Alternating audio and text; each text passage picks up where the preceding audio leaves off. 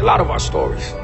But either you could dwell on it, or you could take that hopelessness and say, I don't ever want to feel like this again, and let it drive you, and let it be that passion, and let it be that hunger, and let it be that intuition that you get to take advantage of every opportunity that you possibly can.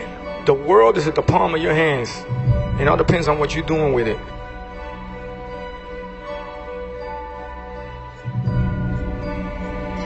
For me, I try to just lead by example.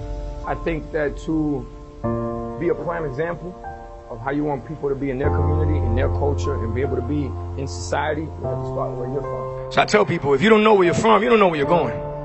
And if you don't stand for something, you're going to fall for anything. I didn't make it through high school. I went to about 25 different schools, lived in a lot of neighborhoods, good, bad, the worst, you name it. In Georgia, I was in a foster home. It was what we had to do. Economically, whether it was an eviction, whether it was, we were going to have lights, food, electricity, money, whatever it may be, but we survived. When I was in first grade, I lived in a neighborhood called North Miami. And in North Miami, I would go to school, and the kids would make fun of my nose. They were like, Armando, you got a clown nose, Armando. I started working when I was 5 years old at a flea market on Northwest 7th Street and 37th Ave. And from there, I parked cars at 6 years old. I cleaned bird cages at 7. I sold everything with my mom. My mom sold everything, you name it. So I would knock on doors with her, and I learned what that rejection felt like. But the rejection, again, became gasoline to the fire. And all of that taught me how to appreciate hard work and opportunities. And that's what I learned from growing up. Being there in those situations and just appreciating anything you got your hands on, whether it was a piece of food, a place to stay. Yeah, I was always around some trouble. It came to a point I was doing something outside. My father had told me in Spanish, he said, Armandito, come here. I was taping pistols to the bottom of the car. Since when are you a mechanic? I'm like, oh boy. He said, you keep doing what you want to do. It's your life. But 2 ways this is going to end up. I'm telling you right now. You say, dead or jail. The lessons from my youth that were very important to my success. Remember, when you're growing up in a certain environment, you can easily become a product of that environment. My environment was, you're either playing sports, you're selling dope, or you're going to prison and dying. It's that really that simple. That's the multiple choice, A, B, C, D, that's it. What I learned from that is I got a chance to see what I didn't want out of life growing up. And I would say thank you to my mom. I love you so much, but more than giving me love, she gave me survival skills. She taught me how no matter what, no problems, just solutions. So we always found a way to make it happen. And living in all these neighborhoods and going through the system, I just feel like the system was built to fail you instead of push you through. But these aren't things it's not to play victim, it's to play victor. This is what makes me victorious. This is what makes me who I am. Because you take all the negatives and you make them a positive. So to me, that's the biggest lessons that I learned growing up, was just watching that hustle, watching that struggle, watching that sacrifice, and feeling that sense of hopelessness that I never wanted to feel. Well, I learned how to deal with it, but I never wanted my kids to feel that. I never wanted the ones that I love to feel that. And I made a decision when I was about 6 years old. So my decision was, you know what I want out of life? I want security, stability, and protection. Because the environment that I was living in, it was just unpredictable.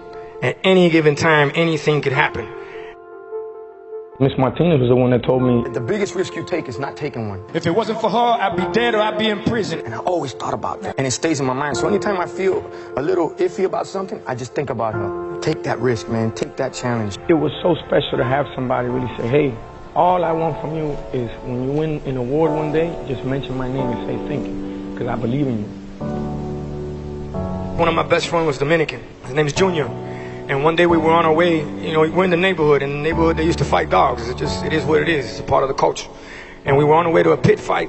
Junior turns to me. He's like, that's your name. Your name's Pitbull. I got a little ring to it. I like that. Pitbull, Pit, yeah.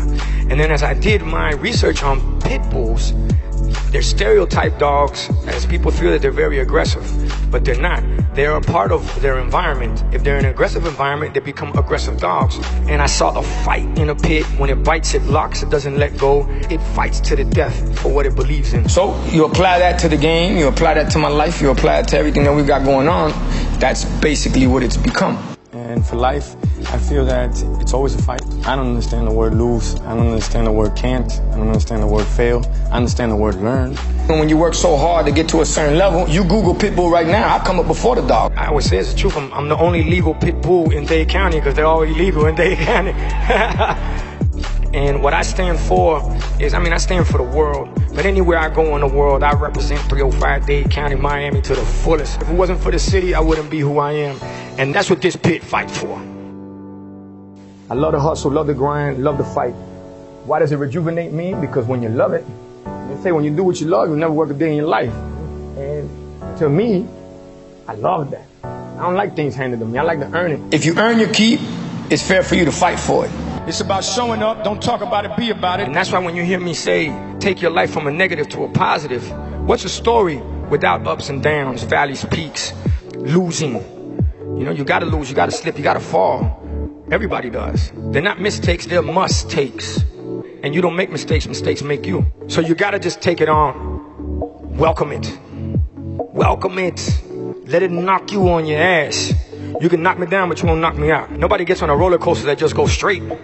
And life's a roller coaster, baby. You want it to go up and down and turn and twist and do all of that, because that's what makes it worth living. Failure is the mother of all success. If you don't lose, you don't appreciate a win. That's like a boxer that says he's never been hit. Doesn't exist. That's like a ball player that's never missed. Doesn't exist.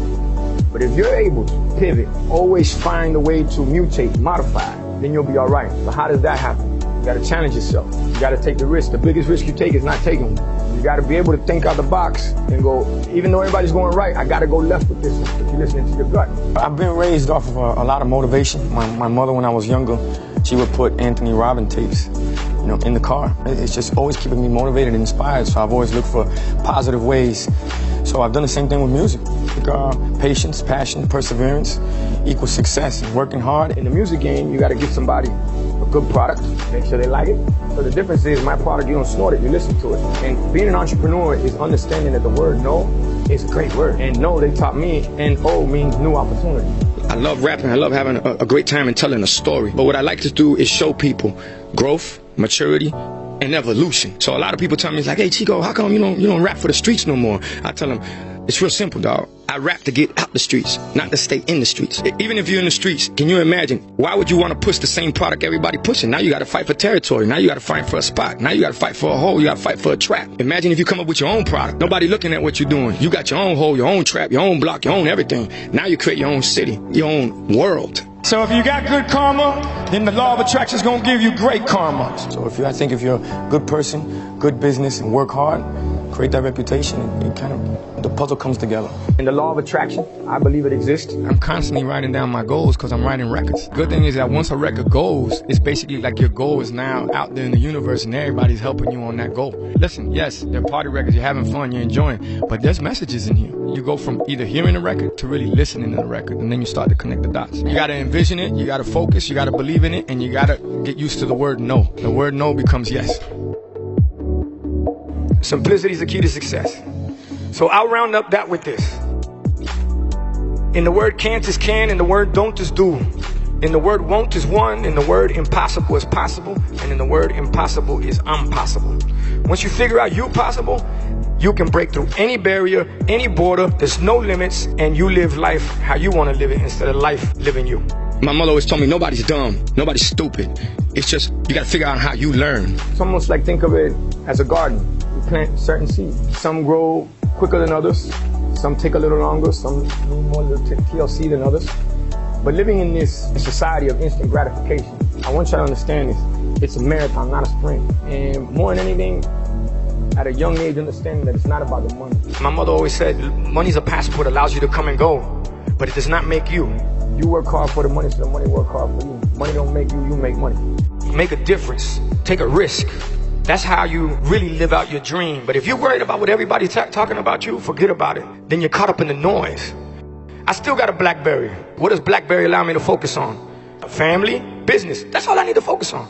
I don't care what they say about me or they don't, because you'll never make everybody happy. That's for sure. I never got caught up with the fame. I never got caught up with being in the club every night. I don't even get caught up with social media. And it doesn't allow the noise to come in. When we were growing up, they say, believe none of what you hear and only half of what you see. Now it's believe none of what you hear and none of what you see. So my biggest advice to you guys, don't get caught up with the hype. Because everybody now They try to act like they're living a life that they're not. They try to be somebody that they're not. And I'm telling you because I deal with it. It's a part of my industry, a part of my business. But it messes with me when it influences people that are trying to create something in their life. So don't get caught up with that. And that's why I would dislike for you guys to lose your life and time just staring at a screen all day, worrying about what other people worrying about. I'm telling you, again, life do like this. Boom, boom, boom. Next thing you know, you're 30 years old and going, what just happened? Bottom line. Focus, envision, set goals, believe, and not selfish, but self first. And what I mean by self first, love yourself first, help yourself first, believe in yourself first. Then you can love others, help others, and others will believe in you. But if you ain't in tune with yourself, believe me, you ain't fooling anybody but yourself. Right now, we're living in a society that they actually believe that perfection exists, which, by the way, it doesn't. And imperfection is what it is to be perfect. And when you have a society that's driven by followers and likes, forget about followers and likes. You should hang around leaders and unique. You gotta love yourself. And then you believe in yourself and you create things out of nothing, you know, from nothing to something. Every record that y'all seen that touched the world, that I've been very blessed. Thank God for that. Thanks to the fans for that. They told me it was not going to be a hit. They didn't believe in it. All the execs was like, you're crazy. This is never going to work. Everyone that they thought was going to be a hit, I threw it out the window because it didn't work. So what do you got to do? You got to listen to your gut. You got to believe in yourself. You believe in yourself, others believe in you. You help yourself, you can help others. You love yourself, you can love others. It starts with you. Not from a selfish standpoint, but from a believing in yourself standpoint. And being willing to fail to be the fun part. That's the fun part. When people are looking at you like you're crazy, that means you're doing something right. If you're worried about your credibility, it's because you were never credible in the first place. Because you're worried about what other people think about you. You got to go for it. And at first they're not going to see it. Because to have vision is to understand everybody else is blind. But when they do, then everybody's on it. There's a slogan that I live by, which is, there's no losing, only learning. No failure, only opportunities, and no problems, only solutions. So when you look at life like that, anything that's put in your way, you look at it like, okay, this happened for a reason, for me to figure out another way to go. And for me, I've never really looked at anything as a low point because I say it in the record, Time of Our Lives with Neo, every day above ground is a great day. So if you could look at life like that, then you can take it on, be motivated and inspired, and instead of expecting things, you appreciate them. So enjoy the ride, live life, don't let life live you. And you gotta live for the moment. Learn from the past, live for the moment, build for the future. But you gotta live for the moment. That's what living is about. When it gets easy, it becomes boring. And those tough challenges, what you gotta do is you gotta meet them face on, head on. Don't procrastinate. Don't leave something for tomorrow that you could do today. I'm telling you folks, why dream when you can live it?